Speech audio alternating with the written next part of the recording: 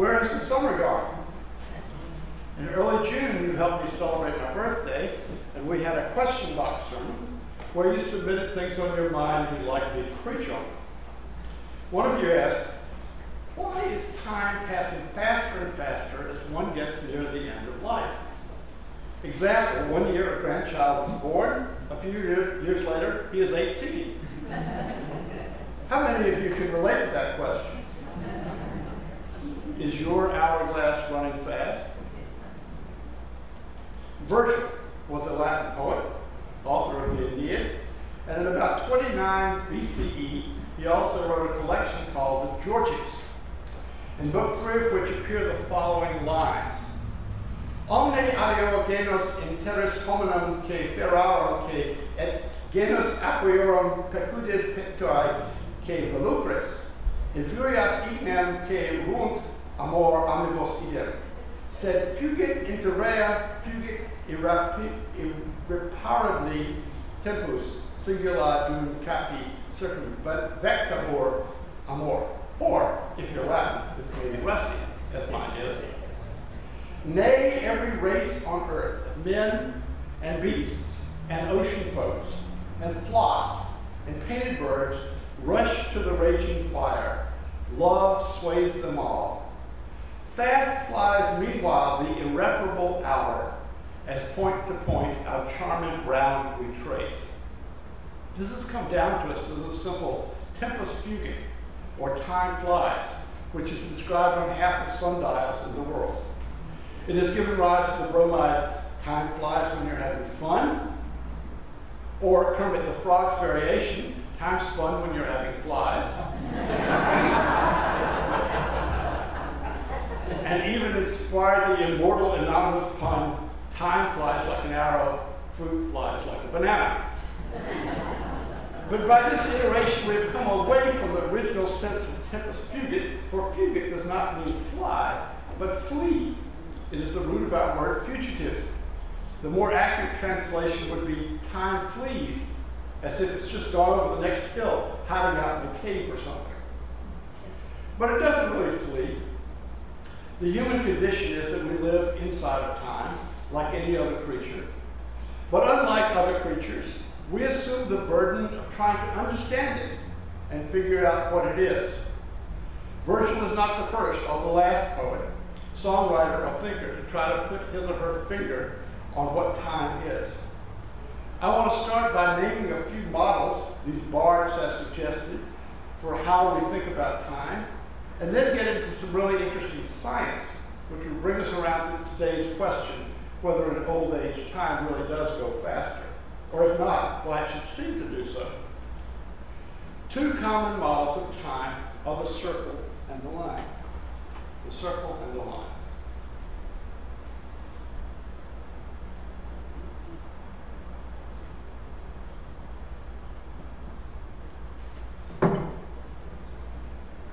The line, more or less, the circle. Nature has cycles, such as days and nights and seasons of the year. In a purely cyclical view, we come back around to the same time of day or the same season or anniversary, and nothing changes. It is timeless. But we know that against that view, our human lives have definite limits. T.S. Eliot called the human lifespan the dream-crossed twilight between birth and dying. There was a definite date, hour, and minute when you were born, and there will be a definite date, hour, and minute when you die.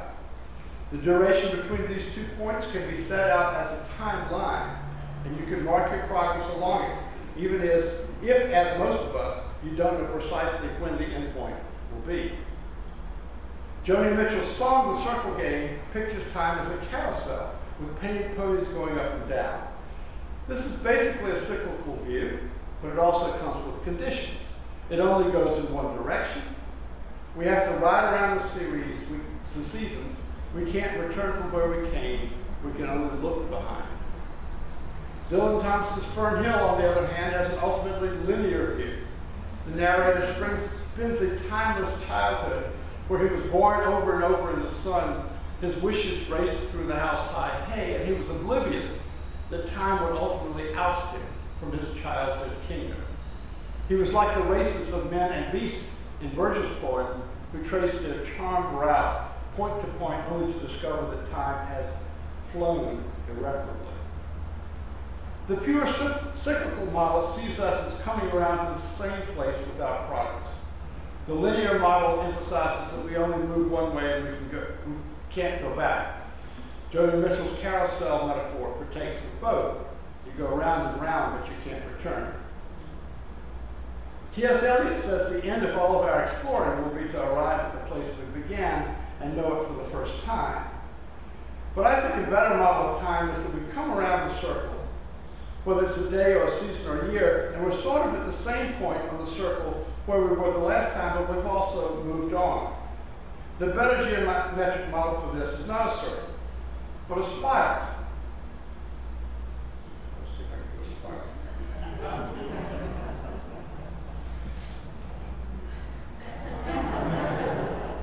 Maybe the nautilus shell, or the shape generated by the Fibonacci number series. We cycle through all points of the compass, but we don't come back exactly to where we started. You can't return.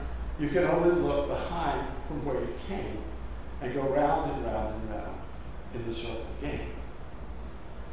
But we have now strayed from our question. Why does time seem to slow down as we advance in age? I think to answer that question, we need to look at the effect of time on the brain. The poem I gave you a few minutes ago by Dylan Thomas is called Fern Hill. In another poem, Thomas wrote this: "Behind a pot of ferns, the wagging clock tells me the hour's word, the neural meaning, flies on the shafted disc, declaims the morning, and tells the windy weather in the cup." For those of you who are curious, that's from this poem, especially from the October wind. What is the neural meaning of time? Let's think about moving pictures and video. You know that movie and video cameras don't really take images that move. They take a very rapid series of still pictures and then play these back at a fast rate, usually 32 frames per second. It is your brain which interprets these flickering images as motion. I had a subdural hematoma about 10 years ago. I was very fortunate to recover without a stroke or a seizure, but while recovering from the surgery for several weeks, my brain would not make sense of moving images on computer monitor, television, or in a movie theater. We noted that if we set the camera to take pictures at 64 frames a second, and then play them back at 32 frames per second, we will get slow motion. Everything will move half as fast as it does in so-called real life. We can use slow-mo to slow down the hummingbird's wings and see details about rapid motion that we couldn't normally perceive. Or we can take the opposite tack and take the pictures at 16 frames per second and then play them back at 32 and make all the motion double in speed. We could choose time-lapse, in which we take the pictures at intervals of a second or more and then play them back at 32 frames. And we can watch the night sky rotate, watch the clouds scud across the sky, make motion which is normally hidden perceptible and dramatic. So we know how to manipulate time in movies and videos. It's something like that what is happening when our brains get older. Yes and no, says prominent Baylor University brain researcher David Eagleman. Eagleman is a prolific writer on a fascinating variety of subjects. But here I want to concentrate on a 2009 paper called Brain Time. There's one sentence in this essay which suggests why time speeds up as we get older.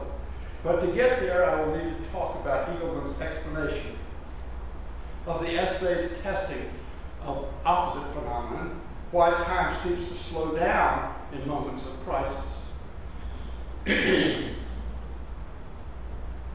A New Yorker article on Eagleman notes that when he was 8 years old, he was playing with some friends in a house under construction. On the second story, he stepped out of what he thought was a solid roof, but it was only tar paper, and he went through and fell to the floor below. The article notes, quote, "In the years since, Eagleman has collected hundreds of stories like his, and they almost all share the same quality.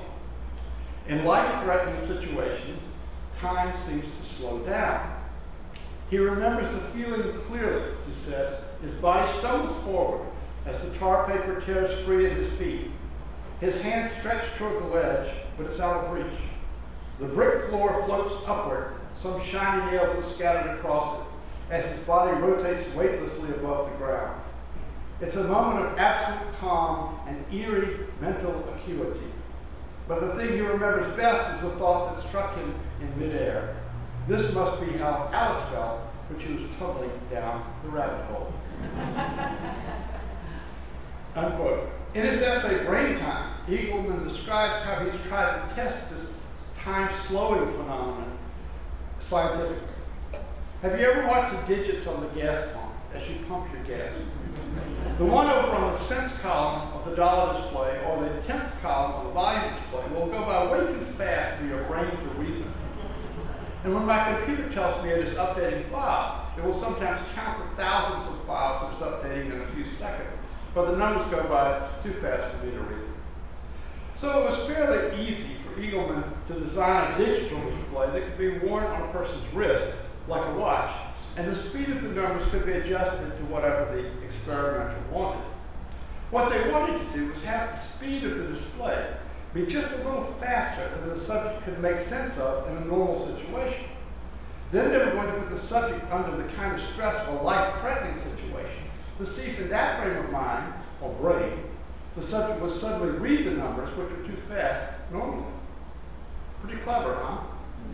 But of course we have ethical rules governing experiments. They could not actually put test subjects in life-threatening situations. So they brought them to the carnival. There's one ride, if you want to call it that, called zero gravity, which, though perfectly safe, will induce the kind of instinctual reaction the scientists are looking for. The subject is in a gondola, which is then hoisted several stories in the air. As the New Yorker article describes it, quote, when the rider reached the top of the tower, he'd be hooked to a cable and lowered through a hole in the floor of the gondola. His back would reach the ground, his eyes open straight up. When the cable was released, he would plummet 110 feet, looking in pure free fall until a net caught him near the bottom. I've been up this thing 3 times and it's gotten scarier every time, Eagleman said. The second you drop, every part of you locks up. Your abs are rock solid and you can't breathe. You're falling backwards some 50 miles an hour when you hit the net. The net does catch you, and so you can then tell the experimenter whether under this incredible stress you could read the numbers on your wrist display. The result Eagleman describes in his essay, Brain Time, quote, the result? Participants weren't able to read the numbers in free fall any better than in the laboratory. This was not because they closed their eyes or didn't pay attention. We monitored for that. But because they could not, after all, see time in slow motion or in bullet time like Neo in the Matrix. Nevertheless, their perception of the elapsed duration itself was greatly affected. We asked them to retrospectively reproduce the duration of their fall using a stopwatch, i.e., recreate your free fall in your mind, press the stopwatch when you're released, then press it again when you feel yourself hit the net. Here, their duration estimates of their own fall were a third greater on average than their recreations of the fall of others. Unquote. Okay, so the brain under stress does not actually speed up its perceptual processes. Something that was too fast normally will also be too fast under stress. Yet the subject's own impression was that the fall was longer than it actually was. Here's how Eagleman explains that. Quote, how do we make sense of the fact that participants in free fall reported a duration expansion, yet gained no increased discrimination capacities in the time domain during the fall? The answer is that time and memory are tightly linked. In a critical situation, a walnut-sized area of the brain called the amygdala kicks into high gear, commandeering the resources of the rest of the brain and forcing everything to attend to the situation at hand. When the amygdala gets involved, memories are laid down by a secondary memory system, providing the later flashbulb memories of post-traumatic stress disorder. So in a dire situation, Your brain may lay down memories in a way that makes them stick better. Upon replay, the higher density of data would make the event appear to last longer, unquote. And with that background, we get to the key sentence we're looking for. Eagleman writes, quote, "This may be why time seems to speed up as you age. You develop more compressed representations of events, and the memories to be read out are correspondingly impoverished. When you are a child and everything is novel, the richness of the memory gives the impression of increased time passage. For example, when looking back at the end of a childhood summer," unquote. Now this makes sense to me. The longer you live, the more memories you have. As you go through your daily life, everything new which happens to you goes into the memory bank. But the brain has to stick it in among similar memories. File under C for Christmas morning, and under D for delights, and under G for grandchildren, and you will find that memory of last December 25th nested up against memories of similar mornings from 60 years ago. There is more to remember now than there was before. Your memory is like a library, which starts with one bookshelf. But as more books come in at a steady pace, it is now taken over 6 buildings. But you never hired more staff to keep up with the new storage space. The books are still coming in at the same steady pace, but the staff is falling further and further behind in cataloging and shelving, so you think that the books are coming in faster. Now that may or may not be the neural meaning for why time seems to speed up in old age, but we have, ironically, now run out of time. Eagleman has much more to say about the brain's perception of time in this essay, and I commend it to you. It's available online, and if you pick up a copy of this sermon outside, you can get the citation. But since I gave you a song earlier about time being a carousel in the early years of life, I think I need to balance that and close with this little ditty of the joys of later life, sung by Pete Seeger, who's still my ideal of what I want to be when I grow up, if I ever do.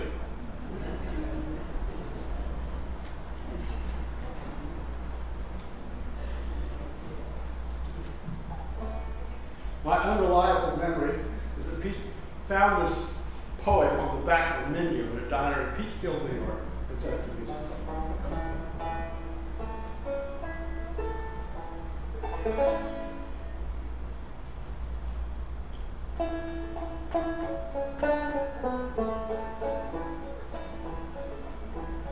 Old age is golden, or so I've heard said, but sometimes I wonder as I crawl into bed with my ears in a drawer, my teeth in a cup, my eyes on the table until I wake up. As sleep dims my vision, I say to myself, is there anything else I should lay on the shelf? But though nations are warring and Congress is vexed, we'll still stick around to see what happens next. How do I know my youth is all spent? My get up and go has got up and went, but in spite of it all, I'm able to grin and think of the places my get up has been.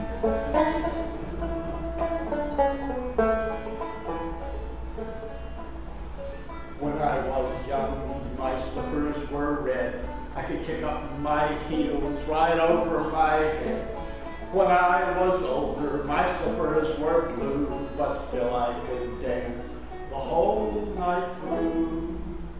Now I am older, my slippers are black. I huff to the store and I puff my way back, but never you mind, I don't mind at all. I'd rather be huffing than not puff at all. How do I know my youth is all spent? My get up and go has got up and went, but in spite of it all, I'm able to grin when I think of the places my get up has been. I get up each morning and dust off my wits, open the paper and read the obits. If I'm not dead, I know I'm not dead, so I eat a good breakfast and go back to bed. How do I know my youth is all spent? my American goal has got to win. But in spite of it all, I'm able to grin. And I think of the places I never